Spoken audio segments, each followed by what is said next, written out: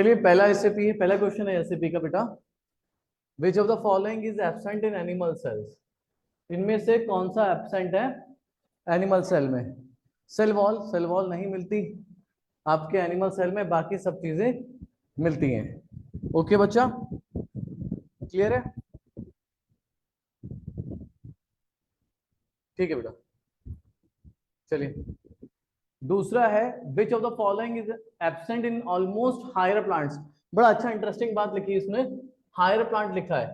ठीक है, तो हो आंसर तो पता है आपको क्या है, वैक्यूल, है ना? वैक्यूल एब्सेंट होता है, पर यहां पर जो इसने यहाँ पे छोटा सा ग्लिच दिया ना, हायर प्लांट, इससे हमें आइडिया लगता है कि ये कुछ लोअर प्लांट्स में पाया जाता है। क्या चीज? सेंट्रियोल। सेंट्रियोल सब प्लांट में एब्सेंट नहीं होगा। सेंट्रियोल किस में मिलेगा? Only in animal cell as well as lower plants, है ना? तो लोअर प्लांट्स में भी मिलता है। मैं उस दिन सोचा लिखा दूं, फिर मैं लिखाने में इतना स्पेसिफिक नहीं जाते हैं, मगर ठीक है क्वेश्चन है तो उससे सब समझा दिया मैंने। Which of the following is present in both plants and animal cell? Cytoplasm और न्यूक्लियस, है ना? दोनों ही प्रेजेंट होंगे आपके प्लांट और एनिमल सेल में। आज करेंगे इसकी बात, कल हो नहीं पाएगा। ह्यूमन आरबीसी मेम्ब्रेन में, ठीक है, कितना परसेंट प्रोटीन होता है? 52% प्रोटीन होता है। ठीक है, ये जो एक मॉडल है प्लाज्मा मेम्ब्रेन का, जिसको हम लोग कहते हैं फ्लूइड मोज़ेक मॉडल, ये दिया था सिंगर और निकोलसन ने। तो आंसर हो जाएगा हमारा बोथ ए एंड बी। यहां तक किसी को परेशानी?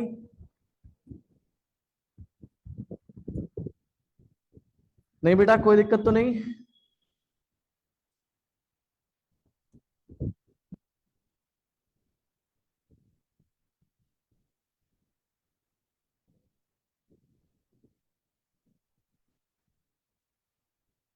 ओके ठीक है।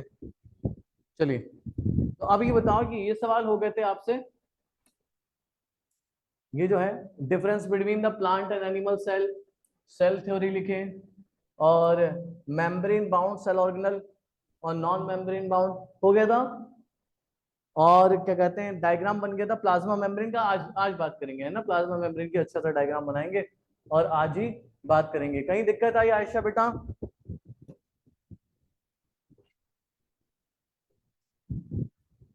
हसन अब्बास, मंतशा, कहीं कोई दिक्कत?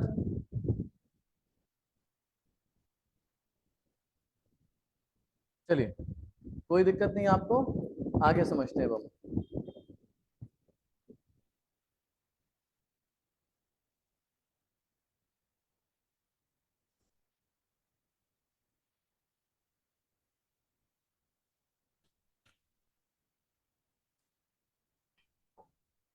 आज हमारा टॉपिक रहेगा बेटा यूकैरियोटिक सेल, है ना? कौन सा सेल रहेगा बच्चे?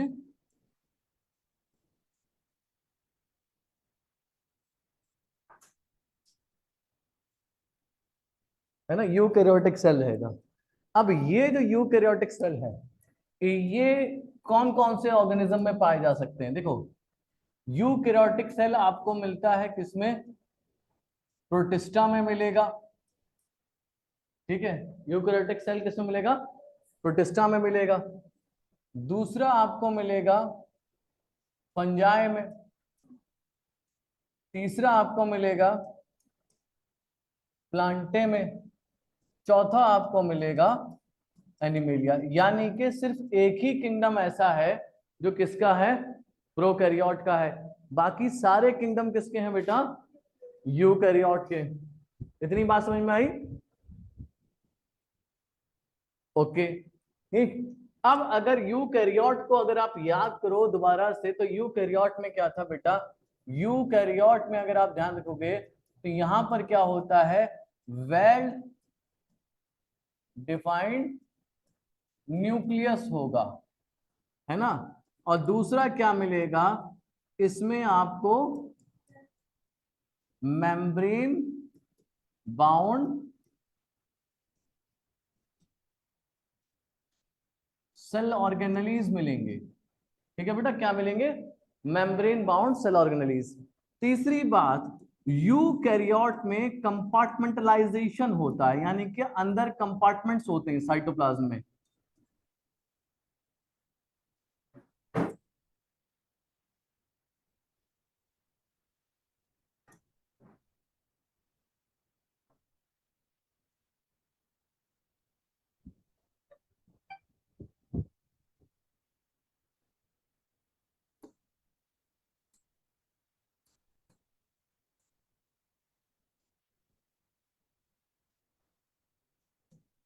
ठीक है, ये सब चीजें हैं। ठीक, अब देखो यूकैरियोट हो चाहे प्रोकैरियोट हो, सबसे अंदर वाली लेयर क्या होगी बेटा? सबसे अंदर वाली लेयर को क्या रखो? प्लाज्मा मेम्ब्रेन, है ना। तो सबसे पहले तो हम लोग बात ये इतना लिख लो, फिर हम शुरुआत किससे करेंगे इसकी? हाँ, फिर बात किससे करेंगे हम लोग? प्लाज्मा मेम्ब्रेन से। कर ली? कि तुमसे कोई बोल के गया है बोलने के लिए? हो गई, हो गई।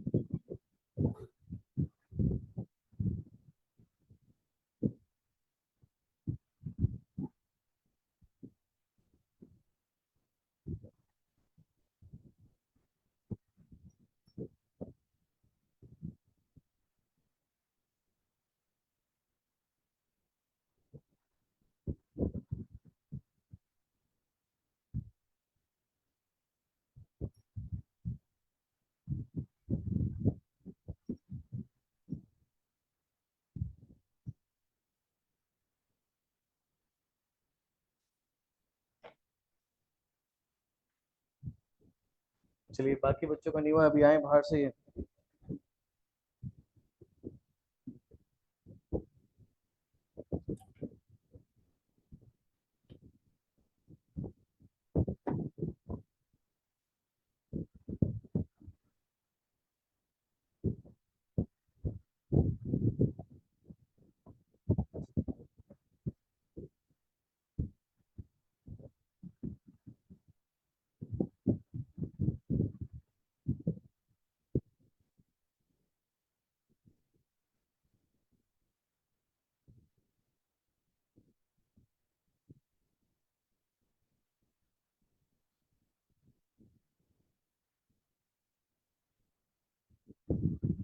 हो गया?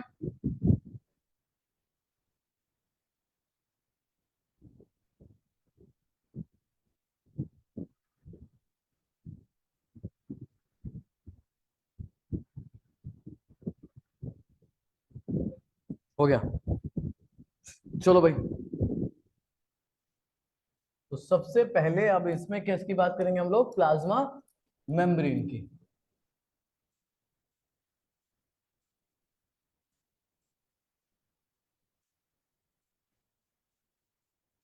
ठीक है, प्लाज्मा मेम्ब्रेन मेनली बनी होती है आपके दो सब्सटेंस की।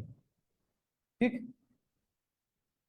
अगर इसमें मैं कंपोजिशन की बात करूं, तो कंपोजिशन में आपके दो चीजें आ जाएंगी।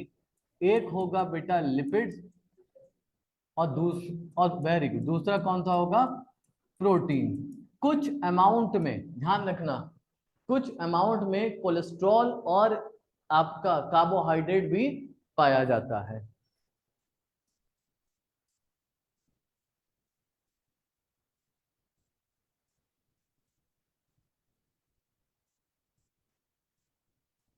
ठीक है, ये रहती है, मगर ये कंपोजिशन वेरी करेगी फ्रॉम सेल टू सेल, मगर होंगी चारों ये चीजें, है ना। कार्बोहाइड्रेट होगा, मगर परसेंटेज वेरी कर सकते हैं, किसी में लिपिड की परसेंटेज ज्यादा है, किसी में प्रोटीन की ज्यादा है। अब इसके हिसाब से 1950s के बाद, 1950 के बाद, है ना, जब इलेक्ट्रॉन माइक्रोस्कोप आ गया, तब क्या हुआ? प्लाज्मा मेम्ब्रेन को देखने का तरीका आ गया। ठीक, देखने के लिए आसानी हो गई, तो तीन मॉडल आए। एक आया सैंडविच, सैंडविच होता है खाने का जो होता है सैंडविच, और ट्राई लेमिनार मॉडल। ठीक है, पहला मॉडल जो था सैंडविच और ट्राई। अच्छा, कंपार्टमेंटलाइजेशन वाला बता दूं। अच्छा, देखो होता क्या है, जब मेम्ब्रेन बाउंड सेल ऑर्गेनल होंगे ना, जैसे मान लीजिए कि ये हमने सेल बनाया, ठीक। अब ये न्यूक्लियस है, इसकी अपनी मेम्ब्रेन है, हाँ या ना, ठीक। अब हमने बनाया दूसरा, ये बन गया एंडोप्लाज्मिक रेटिकुलम, ठीक। यहाँ हो गया माइटोकॉन्ड्रिया। तो यहां पर क्या हो गया, हर कोई एक दूसरे से सेपरेटेड है, किसके थ्रू, प्लाज्मा मेम्ब्रेन के थ्रू। तो कंपार्टमेंट्स बन गए किसमें, साइटोप्लाज्म में, ठीक है। इसको हम लोग कहते हैं compartmentalisation through membrane bound cell organelle, ठीक है आयशा।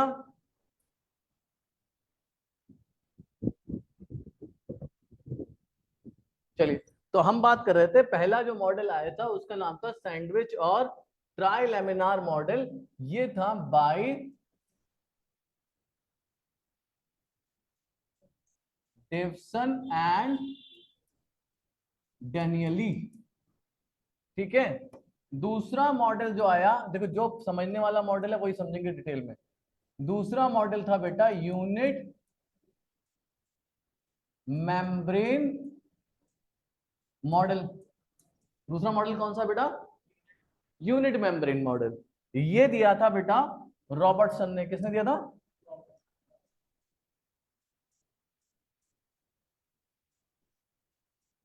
तीसरा जो मॉडल आया प्लाज्मा मेम्ब्रेन को समझाने के लिए, वो था सबसे ज्यादा एक्सेप्ट हुआ मॉडल, जिसका नाम था फ्लूइड मोज़ेक मॉडल। क्या नाम था बेटा, फ्लूइड मोज़ेक मॉडल, ठीक। फ्लूइड मोज़ेक मॉडल जो था, ये बन दिया था किसने, सिंगर एंड निकोलसन ने। किसने दिया था बेटा, सिंगर और निकोलसन ने। साल था, ईयर था बेटा 1972। बाकी के ईयर आपको नहीं याद करने, इसलिए नहीं लिखा है, यहां पर आप लिखेंगे। तो लिस्ट में लिखेंगे दिस मॉडल वाज, हाँ नहीं, सिंगर नाम ही सिंगर था, है ना, नाम ही सिंगर था। ऐसे ही नाम होते हैं, हैंड्स कॉम, हाथ का कंगा, है ना, रॉबर्ट ब्राउन, भूरे। हमारे तो गांव में नाम होते हैं भूरे, कालू, है ना, तो इनके नाम होते हैं, है ना, इनके नाम होते हैं, ये अलग है। सिंगर एंड निकोलसन, निकोल पुत्र, है ना, और गायक। फ्लूइड मोज़ेक मॉडल दिया था, मगर इनका जो था, ये सबसे latest and most widely accepted है ना, सबसे ज्यादा एक्सेप्ट करा हुआ मॉडल कौन सा है, ये है।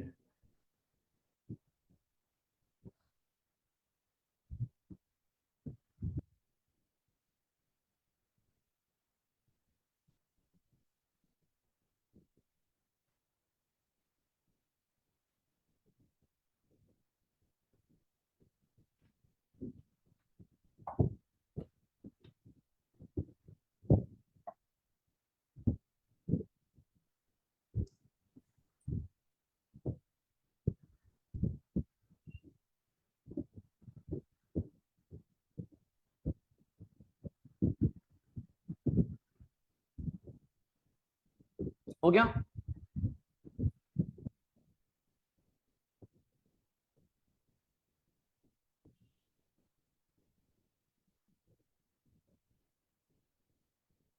ओके लिख लो आप।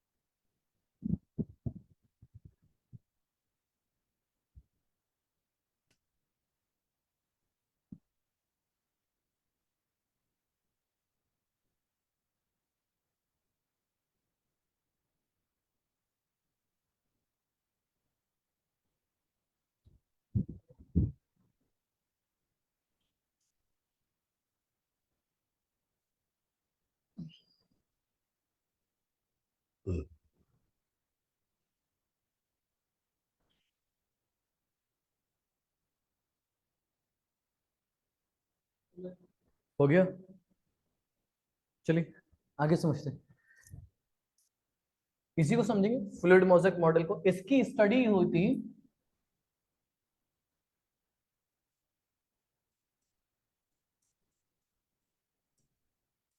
बायोकेमिकल, दिख रहा है कलर, दिख रहा है? ऑनलाइन में भी दिख रहा है, ऑनलाइन में भी दिख रहा है ना बेटा?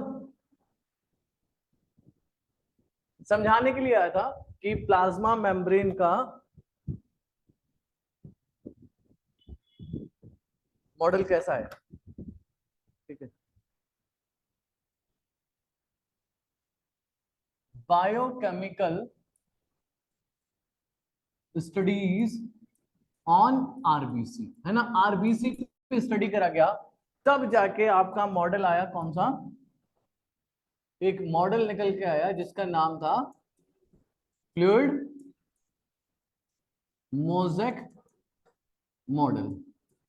अब इस मॉडल में क्या था, क्या बताया गया कि भाई जो प्लाज्मा मेम्ब्रेन है it is composed of protein and lipids. ठीक है, प्रोटीन और लिपिड्स के उसमें है। ठीक, इसमें क्या लिखा, क्या लिखेंगे? अकॉर्डिंग टू दिस मॉडल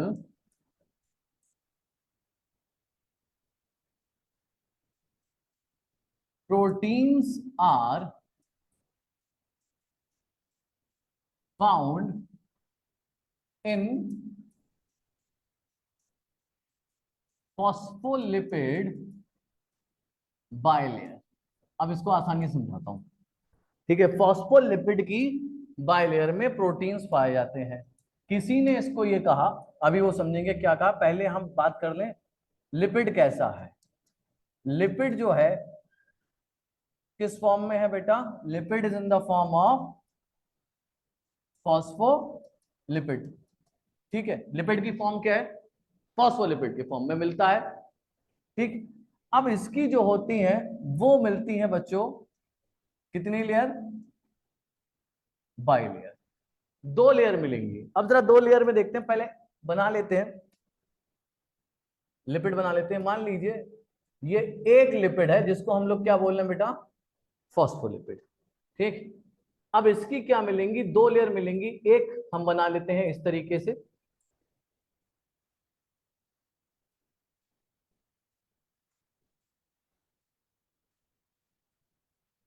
और एक ये बना लिया हमने।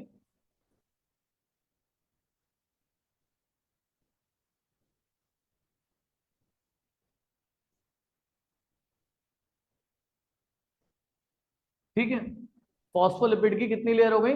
दो। ये जो एक सिंगल है ना, ये एक क्या है बेटा?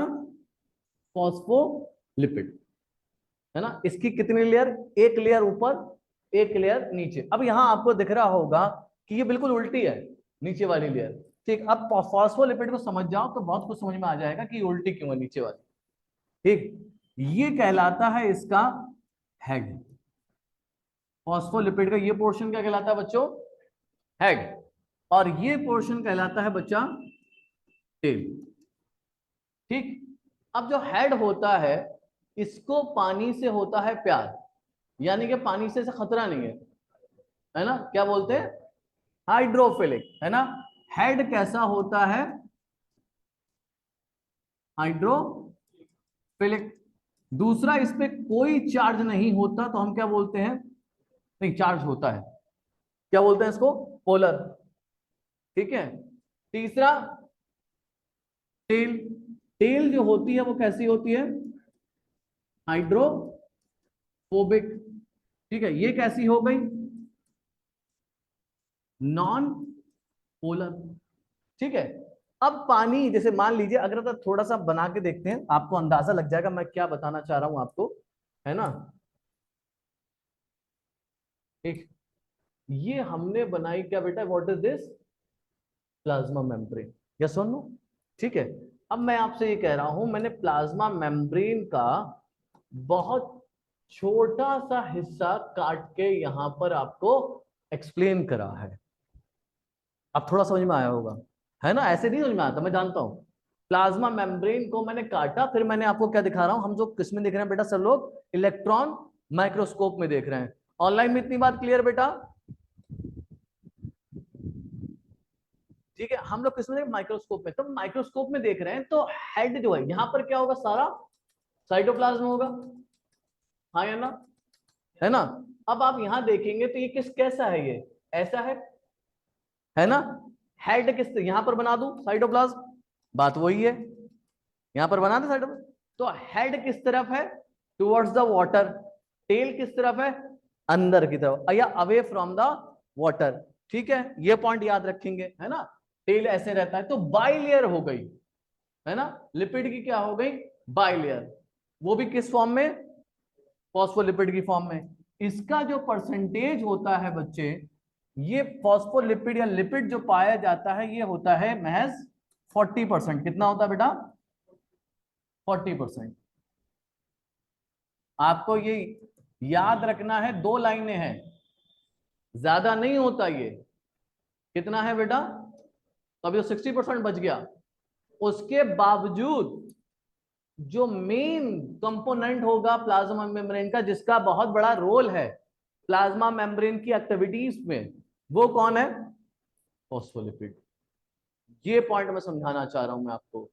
कम भले ही है, प्रोटीन से कम है, प्रोटीन इनसे कितना है 52%, पर जो मेन रोल है वो किसका है बेटा, फॉस्फोलिपिड का। वो आगे समझ में आएगा, अभी हम इतनी लाइन लिख लें, कितना है 40%। तो हम क्या लिखते हैं, main component of plasma membrane. ठीक है, हाँ बेटा पूछो, कुछ पूछ रहे हो, मेन कंपोनेंट है प्लाज्मा मेम्ब्रेन के। ठीक है, अब जरा देखिएगा, अभी अभी अभी थोड़ा सा और समझ लो बेटा, उसके बाद आप लोग लिखिएगा। ठीक, अब यहां पर क्या होगा बच्चों, यहां पर आपको प्रोटीन मिलेंगे। इनमें हमने क्या कहा, according to this model protein are found in the phospholipid bilayer. अब आपको क्या मिलेंगे, प्रोटीन मिलेंगे। ठीक, अब यहां प्रोटीन के लिए हम दो एक लाइन लिखते हैं। दूसरा हमारा क्या है, प्रोटीन। दूसरा प्रोटीन्स कितना परसेंट है, एक्सीलेंट, कितना परसेंट बेटा, 52, 52% हमें क्या मिलता है, प्रोटीन मिलता है। अब यहां पर जो मैं लाइन लिख रहा हूं ना, इसको समझिएगा, on the basis of ease of extraction, है ना, आसानी से निकालने के हिसाब से, है ना, कि कौन सा प्रोटीन कितनी आसानी से फॉस्फोलिपिड में से निकाला जा सकता है, वो है दो तरीके के। या तो प्रोटीन बिल्कुल धसा होगा इसमें, है ना, बना के देखते हैं, जैसे ये हमने ले लिया, अब ये हम प्रोटीन बना रहे हैं, ये प्रोटीन कैसा है, it is completely buried inside the phospholipid. क्या है बेटा, ये वाला प्रोटीन कैसा है, इनसाइड द फॉस्फोलिपिड, इसको निकालना थोड़ा मुश्किल है ना। अब कोई प्रोटीन मिल रहा है आपको ऐसे, है ना, ऐसे मिल रहा है कोई प्रोटीन, या इस तरीके से कोई प्रोटीन है, तो किसको आप निकाल सकते हो आसानी से, हाँ या ना, जल्दी बताओ, जो बाहर है ना। तो निकालने को हम लोग क्या बोलते हैं, एक्सट्रैक्शन। एक्सट्रैक्शन के हिसाब से जो आपका अंदर पाया जाता है प्रोटीन, है ना, जो प्रोटीन अंदर पाया जाता है उस प्रोटीन को हम लोग बोलते हैं इंट्रिंसिक प्रोटीन। और जो बच्चे प्रोटीन बाहर पाया जाता है उस प्रोटीन को बोलते हैं हम लोग एक्सट्रिंसिक प्रोटीन। यहां तक बात समझ में आई, जो भाई अंदर पाया जाएगा उसको क्या बोलोगे, इंट्रिंसिक। तो प्रोटीन कितने टाइप के हो गए, दो, है ना। नंबर 1 इंट्रिंसिक और नंबर 2 एक्सट्रिंसिक, है ना, इंट्रिंसिक प्रोटीन और दूसरा एक्सट्रिंसिक प्रोटीन। क्लियर बेटा? चलिए अब बात समझिए, तीसरी चीज जो इसमें पाई जाती है वो होता है बेटा कार्बोहाइड्रेट्स। क्या होता है? कार्बोहाइड्रेट।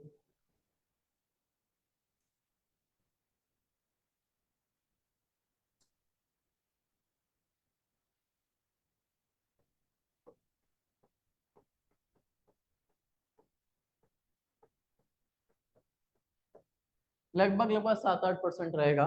अब देखिए कार्बोहाइड्रेट जो होता है ये बाहर की तरफ रहता है। कहाँ रहता है बेटा? बाहर की तरफ। ठीक, अब या तो ये प्रोटीन से जुड़ा होगा या फिर किससे जुड़ा होगा? लिपिड से। अब जैसे मान लीजिए प्रोटीन से जुड़ा हुआ है, ये देख रहे हैं आप,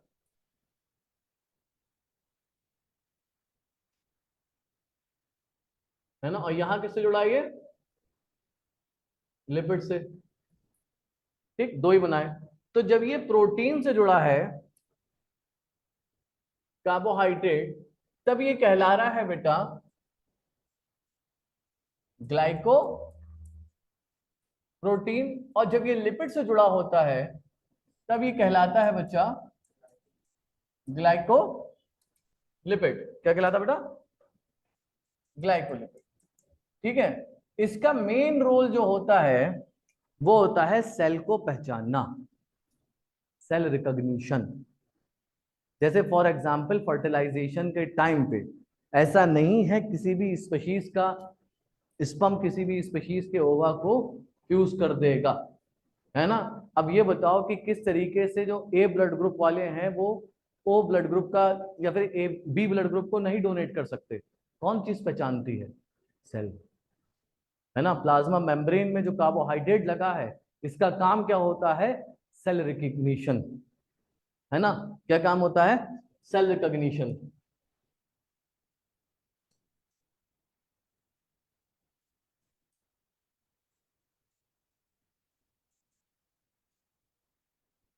है ना, सबसे अच्छा एग्जाम्पल है फर्टिलाइजेशन के टाइम। ठीक है, और भी पाए जाते हैं इसमें, जैसे कि आपका स्टेरॉल्स। क्या पाए जाते हैं? स्टेरॉल्स।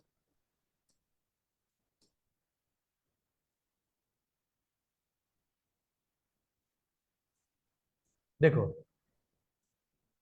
फॉस्फोलिपिड का, फॉस्फोलिपिड थोड़ी क्या होती है? रिजिड होती है। ठीक है,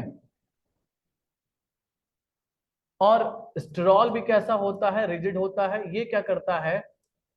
it help in providing stability. क्या देता है बेटा? ये स्टेबिलिटी देता है। लिख लो बेटा।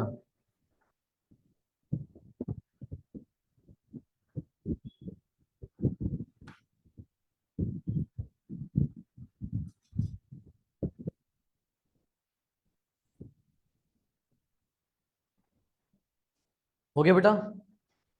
चलिए अब यहां पर क्या है? हाँ बेटा 40% लिपिड है। अगर आप इसको देखेंगे तो यहां पर माइक्रोस्कोप मतलब कैसा लगता है? ऐसा लगता है कि जो प्रोटीन है वो आइसबर्ग है। आइसबर्ग समझते हो? बर्फ की जो चट्टानें होती हैं, और ये सी है। फॉस्फोलिपिड क्या है? एक सी है। तो हम लिखते क्या है?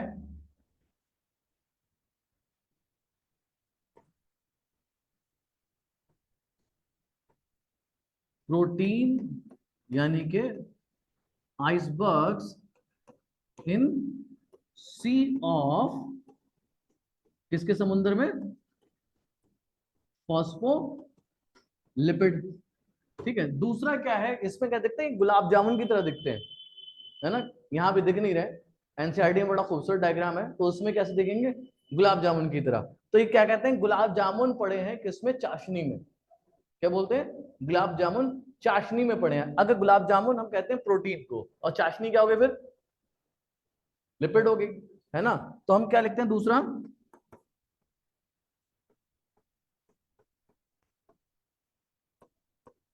गुलाब जामुन इन concentrated solution of lipids, है ना। ये दो लाइनें लिख लो, बड़ी इंपॉर्टेंट है।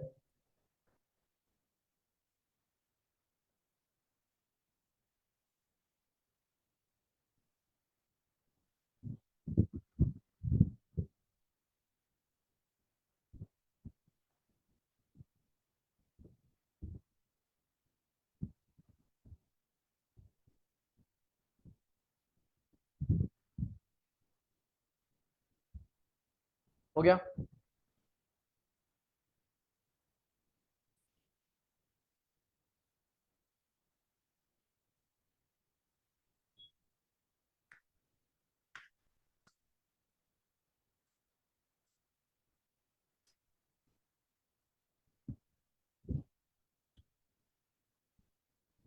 ठीक है, अब जरा समझिएगा। प्लाज्मा मेम्ब्रेन ही इस सेल चैप्टर का सबसे लॉन्गेस्ट टॉपिक है, सबसे लंबा, है ना, सबसे बड़ा टॉपिक है। तो अब यहां पर क्या है, फिर से डालेंगे हम, जो फॉस्फोलिपिड होती है ना बेटा, इधर समझिएगा, ये जो फॉस्फोलिपिड है, ठीक, ये बेसिकली आपका इसका जो नेचर है वो कैसा है, quasi fluid nature, quasi fluid, है ना। क्वासी फ्लूइड नेचर का मतलब क्या हुआ, ना ये सॉलिड है ना ये लिक्विड है, जेल की तरह है। क्या है बेटा, ये जेल की तरह, ठीक। अब ये जो जेल की तरह होती है तो इससे फायदा क्या होता है, क्यों है ये जेल की तरह, है ना। इससे क्या होता है कि जेल में से, ये जेल है ना, इस जेल में से प्रोटीन लेटरल मूवमेंट कर सकती है, जैसे इधर चली गई या फिर इधर चली गई, तो जेल में से होते हुए क्या करती है, मूव कर सकती है। तो पहली बात तो फॉस्फोलिपिड का नेचर कैसा हुआ, क्वासी फ्लूइड, यानी कि नीदर सॉलिड नॉट लिक्विड, ना सॉलिड है ना ही वो लिक्विड है, क्या है, क्वासी फ्लूइड नेचर है। इससे क्या होता है कि प्रोटीन को लेटरल मूव करने में आसानी हो जाती है। इस प्रॉपर्टी को, जो प्रोटीन मूव कर रही है, इसको मेजर करा जाता है, उस मेजरमेंट को हम लोग कहते हैं फ्लूइडिटी, है ना। एक पॉइंट समझ में आया मेरा, जो फॉस्फोलिपिड का जो नेचर है वो क्या है बेटा, क्वासी फ्लूइड नेचर, ठीक है। दूसरा, इससे क्या होता है, लेटरल मूवमेंट होता है प्रोटीन का, इसको हम लोग क्या कहते हैं, मेजर कैसे करते हैं, मेजर्ड एज फ्लूइडिटी, ठीक। अब अगली बात सुनो, अब ये जो होता है, ये जो फ्लूइडिटी होती है, ठीक है, इससे फायदा क्या है, इससे फायदा क्या होता है कि इसी वजह से प्लाज्मा मेम्ब्रेन क्या कर सकती है, खिंच सकती है, खिंच सकती है तो ये सेल की ग्रोथ करा सकती है, अपना शेप थोड़ा बदल सकती है ना, सेल की ग्रोथ करा सकती है। आगे समझिएगा, इधर समझिएगा, जैसे मान लीजिए ये है, ये आपकी प्लाज्मा मेम्ब्रेन है, प्लाज्मा मेम्ब्रेन जो है जेल लाइक है, अगर सॉलिड होती है तो बिल्कुल ऐसे, जेल लाइक है तो ऐसे स्ट्रक्चर चेंज कर सकती है, हाँ या ना, ये ना मीजोजोम में देखा था, ठीक है, ऐसे स्ट्रक्चर। और अगर इसको ग्रो करना होगा तो आगे भी ग्रो कर जाएगी, ठीक। दूसरी चीज, एनिमल सेल जब डिवाइड करते हैं तो प्लाज्मा मेम्ब्रेन डिवाइड करेगी, कॉन्स्ट्रिक्ट हो जाएगी, तो वहां पर भी इसका रोल हो गया, ठीक। चौथा क्या है, जब कोई चीज बाहर, जैसे मान लीजिए ये फूड पड़ा है, क्या पड़ा है, फूड पड़ा है, इस फूड पार्टिकल को अंदर लेना है तो इनफोल्ड हो जाती है, और ये पार्टिकल कहाँ आ जाएगा, इसके अंदर आ गया, ये पार्टिकल कहाँ आ गया, इसके अंदर आ गया। उसके बाद क्या होगा, ये प्लाज्मा मेम्ब्रेन क्या बनाएगी, वेसाइकल बनाएगी। तो इसका मतलब ये हुआ, जो ये नेचर है, इससे क्या मिला, प्लाज्मा मेम्ब्रेन क्या कर पाई, एंडोसाइटोसिस, ठीक है बच्चा, क्या कर लिया इसने, एंडोसाइटोसिस। दूसरी चीज, अब मान लीजिए जब ये अंदर ले सकती है कोई चीज, तो क्या बाहर नहीं निकाल सकती, है ना। तो तीसरा काम क्या हो गया बेटा, ये क्या कर सकती है, कोई भी मटेरियल इसने इकट्ठा करा उसे सेल के बाहर निकाल दिया। इसको हम लोग क्या बोल सकते हैं, एक्सोसाइटोसिस भी बोल सकते हैं, और सिक्रीशन भी बोल दो, है ना। एक्सोसाइटोसिस भी कर जाएगी, और क्या कर सकती है बेटा, सिक्रीशन भी कर सकती है। अब मैंने आपको बताया था जंक्शंस, याद करो, जंक्शन बताए थे, प्लांट में एक जंक्शन बताया था, इंटरसेलुलर जंक्शन, क्या था उसका नाम, है ना, क्या नाम था, आप तो शायद एब्सेंट थे, प्लाज्मोडेस्मेटा, याद है, प्लाज्मोडेस्मेटा। एनिमल्स में भी क्या होता है, जंक्शंस होते हैं, है ना, जैसे गैप जंक्शन हो गया, टाइट जंक्शन हो गया, एडरिंग जंक्शन हो गया, डेस्मोसोम्स हो गया, हेमिडेस्मोसोम्स हो गया। तो क्या होता है, प्लाज्मा मेम्ब्रेन क्या काम करती है, एक जंक्शन बना सकती है टू द अनदर सेल। तो इसको हम लोग क्या बोलते हैं, इंटर सेलुलर जंक्शन। यहां तक वेरी गुड आयशा। क्या नाम होता है, प्लाज्मा ट्रांसमीटर।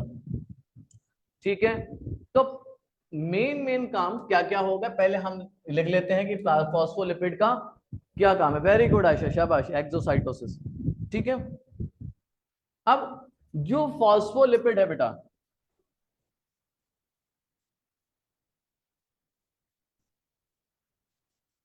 फॉस्फोलिपिड प्रोवाइड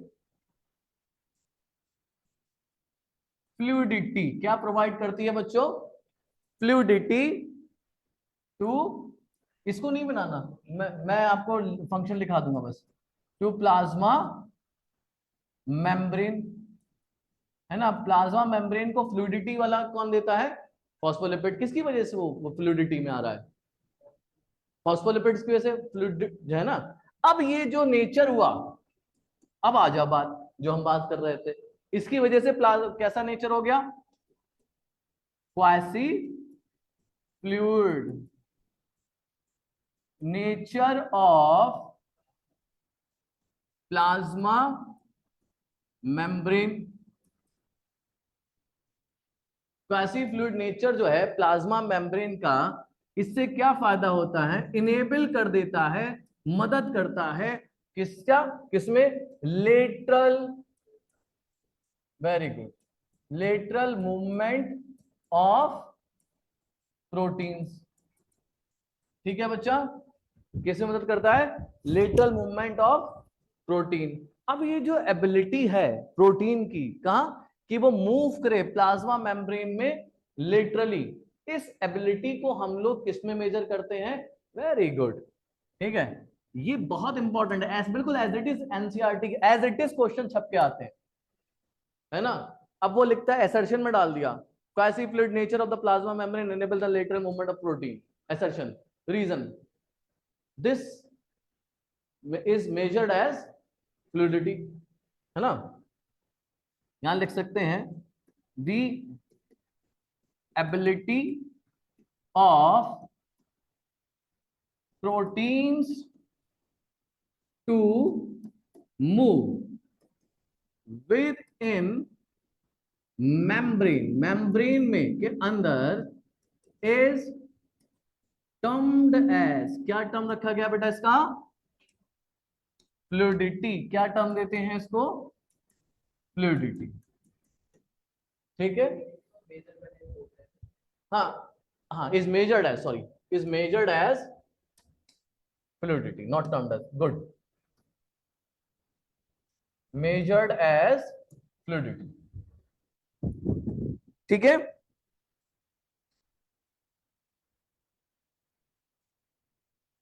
आगे,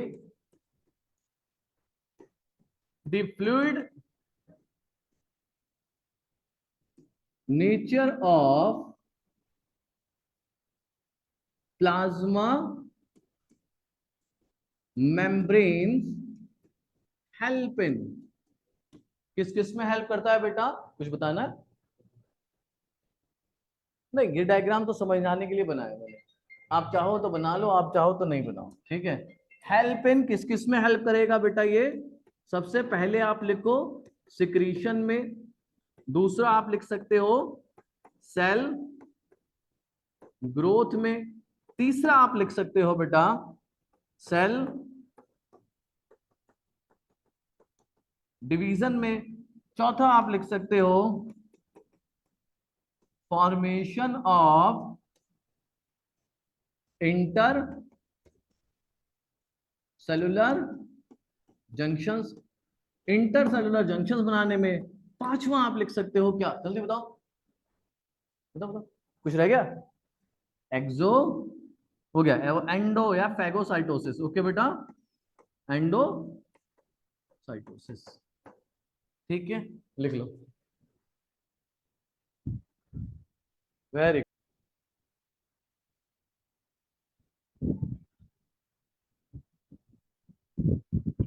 बहुत फायदा होगा इंटरसेलुलर जंक्शन से बेटा ना, एक सेल दूसरे सेल से कनेक्ट रहता है। और दूसरी बात क्या है कि ये जो होते हैं ना, 4-5 तरीके के इंटरसेलुलर जंक्शन है।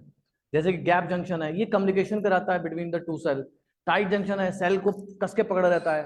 एडरिंग जंक्शन है, लीक नहीं होने देता। तो बहुत सारी चीजें हैं जो आपकी सेलुलर स्ट्रक्चर, उसमें पढ़ोगे, स्ट्रक्चरल ऑर्गेनाइजेशन इन सेल्स एनिमल्स, वहां पढ़ेंगे उसको। देख लो यूट्यूब पे किसी का सवाल तो नहीं हो गया। चले फिर, चलो अब। हाँ, पानी लो।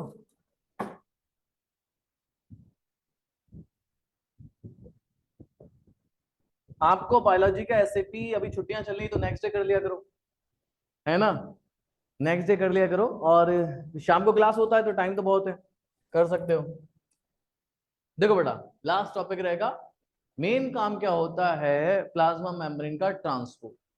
उसी को समझेंगे, आसान है, इतना मुश्किल तो है ही नहीं।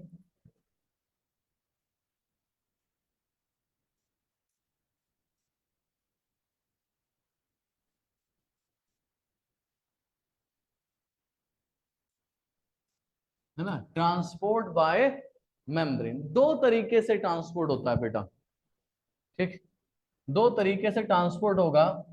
एक होगा बच्चे पैसिव, और दूसरा होगा बेटा एक्टिव, है ना। एक होगा बेटा पैसिव और दूसरा क्या होगा, एक्टिव। अब जरा यहां ध्यान से सुनिएगा, फिर से बनाएंगे, है ना। ये हमारी क्या है, this is the plasma membrane. पूरी बना ले, चलो पूरी बना लेते हैं। ये हमारी प्लाज्मा मेम्ब्रेन है, ये बना ली हमने बढ़िया सी प्लाज्मा मेम्ब्रेन। ठीक है भाई साहब, ये हमने क्या बना ली, प्लाज्मा मेम्ब्रेन बना ली। ठीक, अब प्लाज्मा मेम्ब्रेन में, प्लाज्मा मेम्ब्रेन होती है बच्चों सेलेक्टिवली परमेएबल। किस सॉल्वेंट को और किस सॉल्यूट को अंदर लेना है उसी के हिसाब से, या बाहर निकालना है उसी के हिसाब से वो ट्रांसपोर्ट कराती है across the membrane, in and out of the cell. ये पॉइंट आपको क्लियर। ठीक, अब या तो ट्रांसपोर्ट होगा पैसिव या तो होगा बच्चे एक्टिव। होता क्या है, आयंस, मॉलिक्यूल, सॉल्यूट, गैस और water, anything will move usually from high concentration to low concentration। ठीक है, अब फॉर एग्जाम्पल जैसे भीड़ में चलना, है ना, आपको आगे जाना है और जुलूस में जा रहे हो, 12 रबीउल के जुलूस में आप चलते नहीं हो, आप चलाए जाते हो, हाँ या ना, है ना। जो 12 तारीख का जुलूस जो होता है या कोई भी हो, उसमें क्या होता है कि आप चल नहीं रहे होते, because high concentration to low concentration की तरफ आपकी एनर्जी खर्च नहीं होगी। मेरा पॉइंट यहां पर लेके आना है। ठीक, पर जब अगर मान लीजिए किसी ने आपके सर से चालाकी में कुछ मतलब मजाक हो जाता है कभी, या फिर टोपी उतार ली, आपका पीछे जाना क्या हो जाएगा, मुश्किल। या कोई दोस्त पीछे रह गया, अगर आप जाना चाहते हैं back from low concentration to, you will have to spend a lot of energy. जब भी आप उल्टे कंसंट्रेशन की तरफ जाएंगे तब आपकी क्या खर्च होगी, एनर्जी। इसका एक और मैं थोड़ा सा आपके दिमाग में बैठाने के लिए एग्जांपल बता रहा हूं। स्टेयर केस, सीढ़ियां, उतरते कहते हैं पट पट पट पट पट पट, चढ़ते कहते हैं और आराम आराम से, और बाद में सांस भी फूल जाती है अगर कई टाइम से नहीं चढ़े हो। तो यानी कि यहां पर क्या हो रहा है, लो से हाई जब जाओगे तो क्या खर्च होगा बेटा, एनर्जी। और जब हाई से लो आओगे तब नहीं खर्च होगा एनर्जी। ह्यूमन के केस में तो हर टाइम एनर्जी खर्च ही हो रहा है, वो खड़ा भी है तब भी है। हम अगर बात किसकी कर रहे हैं, ट्रांसपोर्ट ऑफ मॉलिक्यूल्स या ट्रांसपोर्ट बाय मेम्ब्रेन। पैसिव में क्या होता है, पहली पॉइंट ये लिखेंगे पैसिव में कि मूवमेंट होगा ऑफ आयंस, सॉल्यूट, गैस और वाटर फ्रॉम, कौन सा कंसंट्रेशन बच्चा, high concentration to low concentration, है ना। तो ये जो मूवमेंट होता है ये किस में आता है बेटा? पैसिव में। किस में आएगा बच्चे? पैसिव में। अब यहां पर एक बात आपको याद रखनी है, बहुत जरूरी है, नो एक्सपेंडिचर ऑफ एनर्जी, कोई भी एनर्जी खर्च नहीं होती, है ना, कोई भी एनर्जी खर्च नहीं होगी। इसको मिटा देते हैं थोड़ी देर के लिए। अब ये जो पैसिव वाले होते हैं ये तीन तरीके के होते हैं, जैसे कि आपका डिफ्यूजन, है ना, दूसरा आपका ऑस्मोसिस, और तीसरा आपका फैसिलिटेटेड डिफ्यूजन। ठीक है। अब डिफ्यूजन क्या होता है? बॉम्ब डिफ्यूज करना नहीं कह रहा हूं मैं, वेरी गुड, है ना। एनर्जी नहीं लगेगी पैसिव में बेटा, आयशा एनर्जी नहीं लगेगी पैसिव में। ठीक है। अब देखो डिफ्यूजन क्या है, जैसे, हाँ भाई, जैसे कि आपने गैस खोल दी, फैल गई, या फिर आपने फौरन स्प्रे करा, फैल गया, है ना, ये डिफ्यूज होते हैं, हवा में डिफ्यूज होते हैं। इसीलिए अगर कभी भी पूछा जाए कि किसका डिफ्यूजन तेज होगा, आयंस का या गैस का, हमेशा याद रखो गैस का, है ना। गैसेस के molecule diffuse faster than other molecules, ठीक है, ये याद रखना है। ठीक है। तो जब आपका डिफ्यूजन क्या हो गया, ठीक है, आयंस, सॉल्यूट और गैस का मूवमेंट क्या होता है? डिफ्यूजन। पर जब वाटर मूव करता है from high concentration to low concentration, उसको हम लोग क्या कहते हैं बेटा? ऑस्मोसिस, है ना। तो वाटर मूव करता है उसको बोलते हैं ऑस्मोसिस। तो यहां पर हम लिखेंगे मूवमेंट ऑफ आयंस, सॉल्यूट और गैसेस, और सिंपल सा लिखेंगे यहां पर बेटा मूवमेंट ऑफ वाटर। क्या लिखेंगे बच्चे? Movement of water. ठीक है। ये क्या कहलाता है? ऑस्मोसिस। मगर होगा सब कैसे? From high to low, because we are studying under passive transport. Okay बेटा। अब बात ये होती है, जो लिपिड का हेड होता है, अच्छा अच्छा, ठीक है ठीक है, तब तो कोई बात नहीं, अगर एक्टिव के बारे में बोल रहे थे। देखो बेटा, जो लिपिड का हेड होता है उसका नेचर कैसा होता है? और दूसरा नाम क्या लिखाया था मैंने? पोलर। क्या नाम लिखाया था बच्चे? पोलर लिखाया था। ठीक। मगर जो टेल होती है वो बेटा कैसी होती है? वो नॉन पोलर होती है। ठीक है। अब मान लीजिए, है ना, हम बाहर कोई मॉलिक्यूल बनाते हैं, है ना, रंग अच्छा है इसी को ले लेते हैं। ये हमारे कोई मॉलिक्यूल है, यहाँ दिख रहे हैं, थोड़ा सा कलर अच्छा नहीं आ रहा वहां पे, तो मैं मिटा देता हूँ, दूसरा कलर ले लेते हैं हम, ये अच्छा आएगा, हाँ ये आ रहा है। ठीक। मुझे ये बताओ कंसंट्रेशन हाई कहाँ है? बाहर, है ना, आउटसाइड। तो they can come inside easily, but still they can not come. Why? Because ये जो है बेटा, ये कैसे मॉलिक्यूल है? Polar molecule. ध्यान रखना, बहुत इंपॉर्टेंट पॉइंट बता रहा हूं। ये क्या है बेटा? Polar molecule. ठीक है, ले लेते हैं इसको, पोलर मॉलिक्यूल।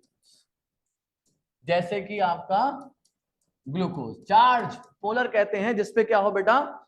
चार्ज हो, है ना। न्यूट्रल की कोई दिक्कत नहीं है, न्यूट्रल तो आपका जिसपे चार्ज नहीं होगा वो सिंपल डिफ्यूजन से, सिंपल ऑस्मोसिस से आ जाएगा। अब क्या करें? जिसपे चार्ज है, बस लास्ट टॉपिक है, खत्म। ठीक है। अब चार्ज है, प्रॉब्लम ये नहीं है कि पोलर, पोलर तो पोलर वाले हेड से निकल आएगा, प्रॉब्लम कहां आएगी उसे? शाबाश, कहां आएगी? टेल में, क्योंकि टेल कैसी है? Non polar. So polar molecule, बिल्कुल ऐसे एनसीईआरटी में क्वेश्चन आता है, नीट में भी, as polar molecule can not pass through non polar tail. अब क्या करा जाए, इसको छुपा के ले जाओ। कौन है जो छुपा लेगा, बताओ दिलकश, कौन है जो इसको छुपा के ले जाए, अपने अंदर से गुजार दे। बस, अरे था क्या उसके पास, प्लाज्मा मेम्ब्रेन है क्या, दूसरी चीज क्या बेटा, प्रोटीन। तो अब याद रखो कि as polar molecule can not pass through non polar lipid bilayer, है ना, इसलिए उसको जरूरत पड़ती है मदद की। मदद को इंग्लिश में क्या बोलते हैं, फैसिलिटेशन या फैसिलिटेटेड। मदद करता कौन है, प्रोटीन। जो प्रोटीन ऊपर ऊपर होंगी उनका तो काम है ही नहीं, हो ही नहीं सकता। जो प्रोटीन आपके ऊपर है वो किसी काम की नहीं होंगी। तो प्रोटीन जो अंदर धसी होंगी वही क्या करेंगी, जो पोलर मॉलिक्यूल को ट्रांसपोर्ट करेंगी from high concentration to low concentration. कोई कंफ्यूजन बच्चा नहीं। इस डिफ्यूजन को हम लोग कहते हैं फैसिलिटेटेड डिफ्यूजन। पॉइंट समझ में आ गया। तो एक काम करते हैं, यहां पर प्रोटीन बना लेते हैं बढ़िया सी। ये बन गई हमारी प्रोटीन, इनको हमने नाम दिया polar protein, sorry transmembrane protein. क्या नाम देते हैं बेटा, ट्रांस मेम्ब्रेन। होती इंट्रिंसिक है सारी, एक्सट्रिंसिक नहीं होगी, पर वो क्या कर रही है, ट्रांसपोर्ट कर रही है। क्या कर रही है बच्चे, ट्रांसपोर्ट कर रही है। तो इनका नाम हो जाता है बेटा ट्रांस मेम्ब्रेन प्रोटीन, है ना। क्या नाम हो जाता है बच्चे, ट्रांस मेम्ब्रेन प्रोटीन। और इसको हम लोग एक तरीके का क्या बना लेती हैं बच्चों, ये चैनल बना लेती हैं। तो इनको हम लोग बोलते हैं चैनल प्रोटीन। इन चैनल प्रोटीन के थ्रू क्या हो सकता है, polar molecule can come inside the cell. Point समझ में आया, है ना। चलिए फिर इसको लिख लेते हैं, टाटा बाय बाय। कुछ बताना है क्या, हाँ एक्टिव कल पढ़ाएंगे, है ना, वो टाइम भी हो गया अपना, उसमें कुछ है नहीं। लाइन में लिखाना चाहूँ लिखा दूं, पर कुछ है नहीं उसमें। As polar molecule can not pass through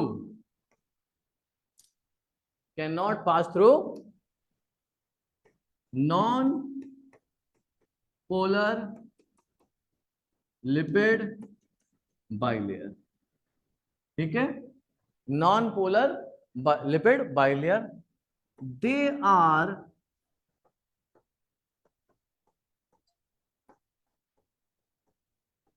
transported through, किसके थ्रू बेटा, इंट्रिंसिक प्रोटीन। मैंने यहां इंट्रिंसिक प्रोटीन पता क्यों लिखा, चाहता तो मैं सिर्फ इतना लिख देता, है ना, चाहता तो मैं सिर्फ वो नाम लिख देता, पर मैं चाहता हूं कि आपको पता रहे कि ट्रांसमेम्ब्रेन प्रोटीन है कौन सी, है ना। इसका ब्रैकेट में क्या लिखेंगे हम लोग, ट्रांसमेम्ब्रेन प्रोटीन, बस लिख लो। अब दोबारा से बता दूं आयशा,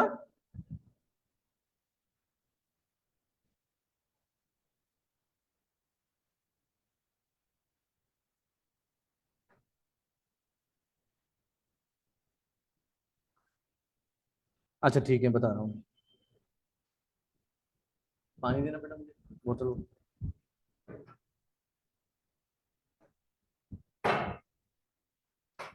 बस बस थैंक यू बेटा। अब जरा बात समझिएगा, मैं बहुत आसान है इसको आयशा समझना।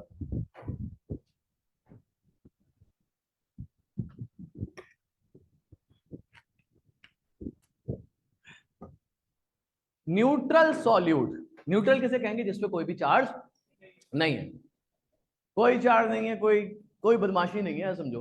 न्यूट्रल बंदा, सीधा साधा शरीफ बंदा, है ना, उसको क्या है, आ जाओ भाई आप हाई कंसंट्रेशन से लो कंसंट्रेशन चले जाओ, कोई दिक्कत नहीं। Neutral solute can pass through the membrane by either bye diffusion either bye osmosis. Problem कहां आती है, जब बंदे के पास हथियार हो, मतलब चार्ज हो, और तरीके समझो क्या हो, चार्ज। जैसे ही चार्ज आया तो हम उसे क्या बोलते हैं, पोलर, ठीक है। पोलर मॉलिक्यूल जो है वो लिपिड की, याद करो पीछे लेके जा रहा हूं एक बार, है ना, हमने क्या बताया था, टेल कैसी है, नॉन पोलर। यहां तक तो वो आ जाएगा, पर लफड़ा कहां हो जाएगा, जैसे ही वो कहां पर आएगा, टेल के पास, तो ये polar molecule can not pass this tail, इस टेल को वो क्रॉस नहीं कर सकते, है ना, वहां पकड़े जाएंगे। ठीक है, तो क्या करा जाए, कैसे ट्रांसपोर्ट करा जाए, इसमें काम आती है प्रोटीन थी तो रोल भी तो होगा उसका, है ना, समझ रहे हो बात, प्रोटीन है तो रोल होगा। ठीक है, रोटी और कबाब है तो कबाब रोल होगा, यस और नो। ठीक, अब प्रोटीन क्या काम करती है, they act as a channel और you can say transmembrane protein, बोले घबराओ मत हम हैं, है ना, घबराओ मत हम हैं, हम क्या करेंगे, तुम्हें पास करा देंगे from high concentration to low concentration, लेके चले जाएंगे, बिकॉज आप सही बंदे हो। ठीक, तो ये जो हुआ मदद करना हुआ किसके जरिए, ट्रांसमेम्ब्रेन प्रोटीन के जरिए, इस मदद को हम लोग क्या बोलते हैं, फैसिलिटेटेड डिफ्यूजन, जो कि ट्रांसमेम्ब्रेन प्रोटीन के जरिए हो। ठीक है, चलो बस इतना काफी आज, या बता दूं एक्टिव भी, आयशा बेटा समझ में आया,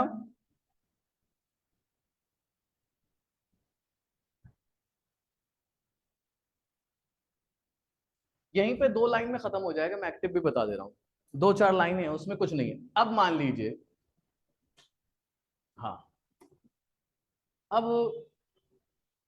सेल के पास ये कुछ है, और क्या है, बाहर कंसंट्रेशन कैसा है, हाई, है ना।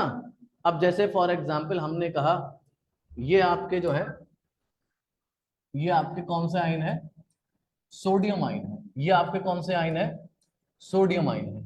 The concentration of sodium ion is higher outside and lesser inside. ठीक, पर मूवमेंट कैसा होता है, फ्रॉम हाई टू लो। अब क्या करना है, उल्टा करना है, लो टू हाई, मतलब उल्टे काम, उल्टे काम में लगती है बेटा रिश्वत, क्या लगती है बच्चों, रिश्वत। रिश्वत में क्या खर्च होता है, पैसा। हमारा पैसा क्या है, सेल का पैसा क्या है, एटीपी। सेल का पैसा क्या है, एटीपी। जब भी आप, है ना, उल्टे करोगे, क्या तो उल्टा हो गया ना, अच्छा उल्टा बना दिया मैंने, यानी मूवमेंट कराना होगा फ्रॉम, सॉरी उल्टा हो गया, कोई बात नहीं, हम उल्टा बाहर दिखा देना, फ्रॉम लो टू हाई। अगर हमें बाहर निकालना है फ्रॉम लो टू हाई, अभी बात सही है ना, अगर हमें लो टू हाई करना है, या फिर ऐसा करें दूसरा बना लेते हैं, पोटेशियम बना लेते हैं एक और, है ना, इसका कंसंट्रेशन यहां बना दिया मैंने, यहां बना दिया, ये है ना, ये लो है, पर अंदर कैसा है, हाई। ये क्या है बेटा हमारा, पोटेशियम है, this is our potassium, still हमें और चाहिए। ठीक है, तो कंसंट्रेशन पोटेशियम का कैसा है बेटा, बाहर लो, और यहां पर कैसा है, हाई। अभी हमें क्या करना है, लो से हाई की तरफ जाना है, तब भी क्या खर्च होगा, तब क्या खर्च होगा बेटा, यहां खर्च होगा बच्चों एटीपी। तो ऐसा ट्रांसपोर्ट जिसमें एटीपी खर्च होता है और उल्टे चलते हैं, उसको हम लोग बोलते हैं बेटा एक्टिव ट्रांसपोर्ट। वेरी गुड, क्या बोलते हैं बेटा, एक्टिव ट्रांसपोर्ट। ठीक है, अब इसका एग्जाम्पल लिख लो, दी एंड कर लो, एग्जाम्पल है इसका सोडियम पोटेशियम पंप, बस लिख लो, किसी कुछ पूछना पूछ लो। 5 दिन के लिए आप लाइव ज्वाइन कर सकते हैं, और बैच को अगर ज्वाइन करना है तो बैच को ज्वाइन करने के लिए आप डायरेक्ट हमसे जुड़ सकते हैं, क्योंकि 5 दिन पहले अगर कोई ज्वाइन कर रहा है थ्रू दिस डेमो, डेमो चलते चलते तब तक ज्वाइन कर ले वो, तो उसको हम ऑलरेडी 5,000 रुपीज का डिस्काउंट, है ना, वन टाइम पेमेंट करने पे ऑफलाइन मोड में अगर ज्वाइन करता है तो, और 3,000 रुपीज का डिस्काउंट अगर वो ऑनलाइन मोड में ज्वाइन करता है तो। ठीक है, ह्यूमैनिटीज का बैच हो, कॉमर्स का बैच हो, नीट हो या जेई हो, फीस वैसे बहुत कम रखा है हम लोगों ने। इसकी फीस मात्र नीट और जेई की 45,000 है, और इसकी 25,000 है ना। ह्यूमैनिटीज और कॉमर्स की ऑनलाइन की फीस 13,000 है ना, 13,000 रुपए है। और यहाँ पे भी ऑनलाइन की फीस 13,000 रुपीज है नीट और जेई का। साथ साथ कंप्लीट फीचर हमने कल रिवील किया था कि क्या क्या खास चीजें हम देने वाले हैं, ये बताना जरूरी था कि हम लोग जो डेमो बैच दे रहे थे चैनल पे, स्पेसिफिक चैनल हमारा बनाया है नीट और जेई के लिए, जिसका लिंक हमने ऑलरेडी डिस्क्रिप्शन में आपको दे रखा है। बाकी हर अपने सोर्सेज पे हमने इसको शेयर कर रखा है, तो आप वहां पर जा करके हमारे चैनल को सब्सक्राइब कर सकते हैं, specially for NEET JEE and humanities and commerce. ठीक है, आज से क्लासेस शुरू है, 5 दिन का फ्री डेमो है, 5 दिन का फ्री डेमो, 1 दिन लो, 2 दिन, 3 दिन, 4 दिन, इनफैक्ट हम संडे का टेस्ट जो नीट जेई पैटर्न पे हम ले रहे हैं वो भी हम आपको फ्री में दे रहे हैं। फ्री एक्सेस लेने के लिए आपको हमारे ऐप पे आना पड़ेगा, और ऐप में जुड़ने के लिए आपको इस नंबर पे कांटेक्ट करना पड़ेगा ना, इस नंबर पे कांटेक्ट करके आप हमारे ऐप में जुड़ करके और आप डायरेक्ट 1-to-1 अपने टीचर से डाउट पूछ सकते हैं, और एसएपीस जो हम देंगे उसका आप लाइव वर्जन ले सकते हैं, उसका फायदा उठा सकते हैं। तो YouTube पे कराने से बेहतर ये डिसाइड हुआ है कि हम आपको ऐप के अंदर, आप हमारे इमेज क्लास के ऐप में आए। इनफैक्ट लेक्चर हम बिल्कुल डाउनलोड, लेक्चर हम प्रीमियर कर देंगे अगले दिन, जो भी वीडियोस हम पढ़ाएंगे, जो भी हम लेक्चर्स पढ़ाएंगे उसको अगले दिन प्रीमियर कर देंगे। तो एक छोटा सा इंफॉर्मेशन देने के लिए हम लाइव आए थे आपको, खासकर कि आप हमारा नीट जेई का 11th का इन शानदार फैकल्टीज के साथ जुनून बैच ज्वाइन कर सकते हैं, और ह्यूमैनिटीज एंड कॉमर्स की ये शानदार टीम है, और नीट और जेई की ये शानदार टीम है। ठीक है बच्चों, मिलते हैं जल्दी, शाम में 4 बजे से बैचेस हैं, तो आप जल्द से जल्द ज्वाइन कर लें, डेमो है 5 दिन का। ठीक है, बाय बाय, अल्लाह हाफिज। कॉन्टेक्ट नंबर ये दे रखा है, आप ज्वाइन करने के लिए नंबर दे रखा है, इस नंबर पे कांटेक्ट कर सकते हैं। वैसे पूरी टीम ना, ये ह्यूमैनिटीज और कॉमर्स की जो पूरी टीम है ये आपको देख सकते हैं, सारी चीजें हम लोगों ने कल बता दिया है क्या क्या खास है। ये फैकल्टीज हैं नीट और जेई के लिए, और कुछ कुछ हमारे पुराने रिजल्ट्स हैं, उसके बाद कुछ नए फीचर्स जो हम लोगों ने रिवील किए हैं, ये सारे शानदार फीचर्स के साथ हम लोग आए हैं इस बार नीट और जेई के लिए। ये शानदार फीचर है, कुछ शानदार फीचर है, और ये यूनिक फीचर है, जो अलग चीज है हमारे लिए, है ना। तो मल्टी स्टेज मॉनिटरिंग के साथ ये क्लास की टाइमिंग थी जिससे आपको डेमो बैच करना है, ये मॉड्यूल और बैग वगैरह हम लोग देने वाले हैं, और ये फीस है जिसके बारे में मैं अभी बता रहा था आपको, जिसपे मैंने ऑलरेडी 5000 रुपीज का डिस्काउंट दे दिया है।